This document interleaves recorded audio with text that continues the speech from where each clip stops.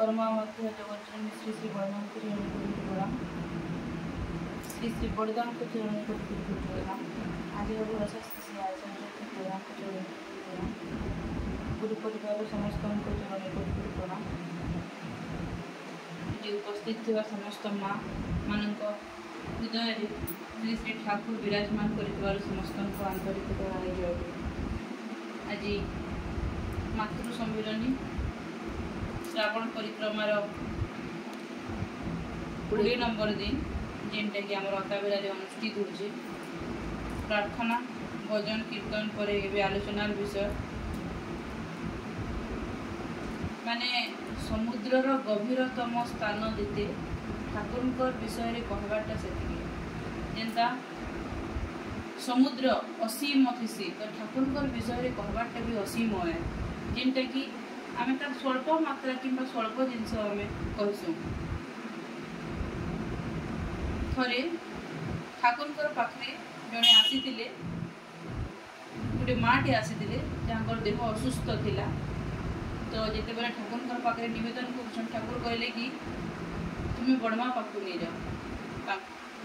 समस्ते अचंबित ठाकुर को आम नवेदन करुँ तो ठाकुर कहते तुम्हें बड़मा पाखु नहीं जाओ।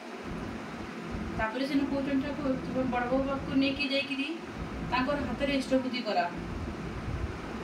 जिते लोक अच्छा ठाकुर को नवेदन करवार लगे आसीचन किंतु ठाकुर कहते कि बड़मा पाखे नहीं जातु समस्ते। तो जिते बेले से माँ को नहीं जाइछन बड़मा से निजर हाथ में इष्टभूति कर धीरे धीरे किसी समय पर से माँ सुस्थ होबार लगी। तो सेनु समस्ते देखले और कहले कि नहीं ठाकुर जेन कहते बड़मा पाखे नहीं जाओ बोधे तांकर स्वरूप होचन बड़मा जेन कि से माँ आज सुस्थ होबार लगी।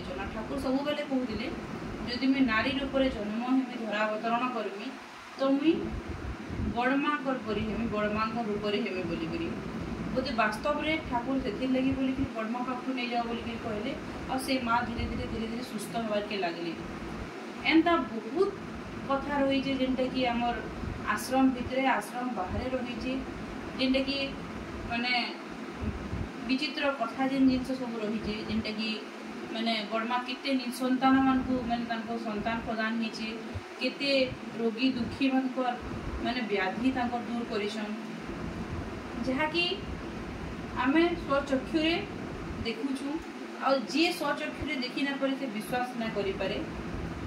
बहुत सुंदर जेनटा कि मैंने देखीचन समस्ते से जिनस ठाकुर कहले एंता आश्रम रे बहुत किसी जिनस लीला खेला रही जेनटा कि बहुत जन सुस्थ होचन भल होचन आउ से माने ठाकुर को धरिकरी से बड़मा को धरिकरी गुरु परिवार को धरिकरी गोटे सुस्थ आउ स्वच्छ जीवन अतिबाहित करुछन आउ तो बेसी किसी ना कह एति कहीकि मुई समस्त इष्टपूत जीवन कामना कर ठाकुर।